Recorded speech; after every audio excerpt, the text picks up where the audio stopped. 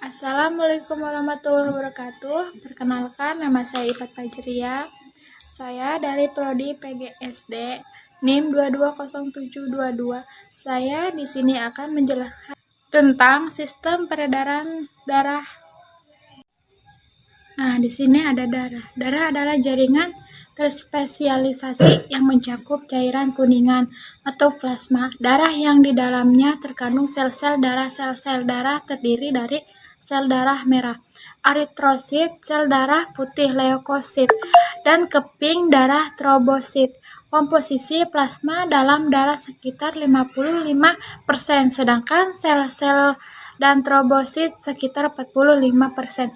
Sel dan keping darah lebih berat dibandingkan plasma, sehingga dapat dipisahkan melalui prosedur yang disebut sentrifugasi.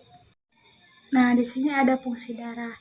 Mengedarkan sari makanan ke seluruh tubuh yang dilakukan oleh plasma darah, mengangkut sisa oksidasi dari sel tubuh untuk mengeluarkan dari tubuh yang dilakukan oleh plasma darah.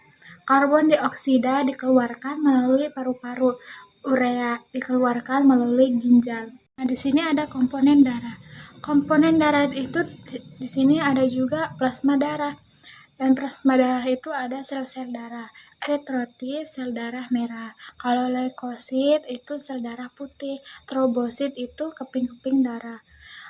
Penggolongan darah itu sistem A, B, O, golongan darah sistem Rheus. Nah, di sini ada pembuluh darah. Pembuluh darah pada abad ke-17 seorang ahli fisiologi dari Inggris, yakni William Harvey 1578 sampai 1657. Dari hasil percobaannya dan berbagai percobaan ahli lainnya, ditemukan pembuluh balik. 30 tahun kemudian, seorang ahli anatomi Italia, Marcello Malpighi berhasil menemukan pembuluh darah kapiler, pembuluh nadi arteri, pembuluh balik vena. Kelainan dan gangguan pada sistem perbedaan darah. Anemia itu adalah kurang darah. Kalau hemoroid itu ambil. Kalau arteriosis sklerosis. Kalau varisis itu trombus. Emfolia, leukemia. Di sini dari kesimpulan, sistem peredaran darah adalah sistem peredaran darah manusia terdiri atas darah, pembuluh darah, serta jantung.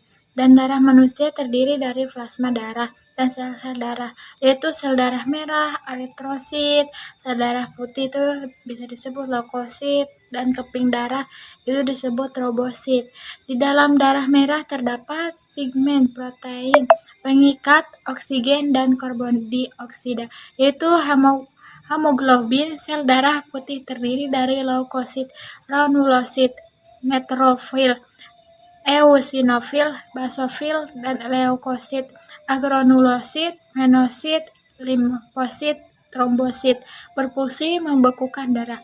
Di dalam serum terdapat antibodi kekebalan pembuluh darah, meliputi pembuluh nadi dan pembuluh darah. Terima kasih, segitu saja dari saya. Mohon maaf apabila ada yang salah kata atau ucapan atau dari pemateri, karena saya juga masih belajar.